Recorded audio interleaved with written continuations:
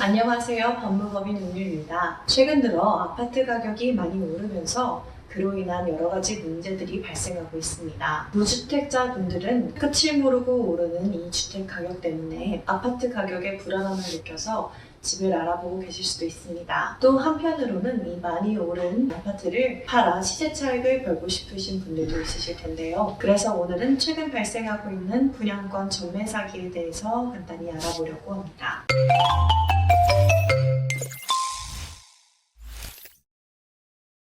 아파트는 청약을 통하여 해당 아파트의 소유권과 입주 권한을 부여받게 되는데요. 이를 분양권이라고 얘기합니다. 따라서 아파트가 완공되어 이 소유권 이전이 되기 전까지는 분양권을 판매하게 되는데요. 최근에는 부동산 정책 등으로 인하여 이 분양권에 대한 전매가 금지되고 있습니다. 이 경우 합법적으로 분양권을 거래할 수 없기 때문에 암암리에 거래가 되는데요. 이런 이유들로 많은 문제들이 발생하고 있습니다. 오늘은 분양권 전매 사기에 대해서 알아보도록 하겠습니다. 전매가 가능한 분양권은 정식 절차를 통하여 분양권을 전매하고 이를 분양회사가 시공회사에게 통보함으로써 분양권자의 지위를 이전하게 되는데요. 이렇게 완전한 절차를 가지고 전매할 경우 이 분양권 소유자가 누구인지 정확하게 알 수 있기 때문에 제3자에게 전매하는 경우가 어려울 수 있습니다. 하지만 이 전매 금지 분양권에 대해서는 공식 절차를 밟을 수 없기 때문에 암암리에 거래가 되는데요. 시공사 입장에서도 현재 누구에게 이 분양권이 소유되어 있는지 알 수 없는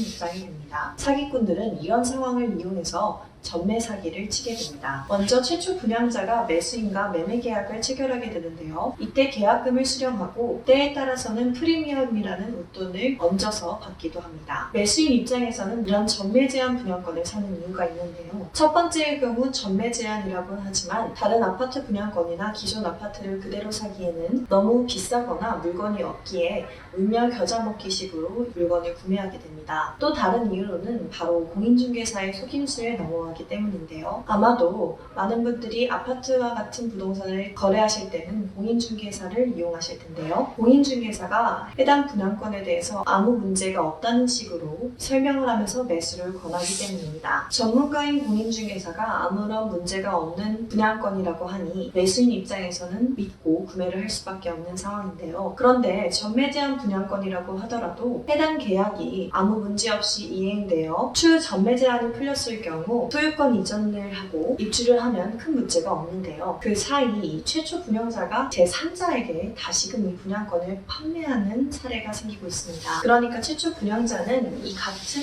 분양권을 두 사람에게 판매하게 된 것인데요. 그러고 나서 두 번째 매수인이 소유권 이전을 하고 입주를 하게 되면 첫 번째로 계약한 사람은 내 집 마련의 꿈이 날아가게 되버리는 것입니다. 이 경우 분양권을 두 사람에게만 매매하라는 경우는 없기 때문에 질이 나쁜 경우 3명에서 4명에게 같은 분양권을 판매하고 잠적해버리는 경우도 있습니다. 이런 불법 전매 금지 분양권의 경우 나중에 책임을 추궁하고자 최초 분양권자를 찾아가 보면 사기꾼이 아닌 청약통장을 양도하여 이 사실을 잘 알지 못하는 제3자인 경우가 있는데요. 사기꾼들은 청약통장을 일정 금액을 주고 이용 권한을 달라고 하면서 청약을 노리는 것입니다. 이렇게 청약이 되어서 분양권을 갖게 되면 여러 사람에게 매도하면서 사기 인각을 벌이는 것입니다. 이렇게 피해가 발생하게 되면 피해자로서는 사기꾼에 대하여 사기죄로 형사고소를 하는 한편 손해배상으로 민사소송을 제기해야 하는데요. 경우에 따라서 해당 분양권을 전매한 경우 매수인으로부터 소송을 당하는 경우도 있어서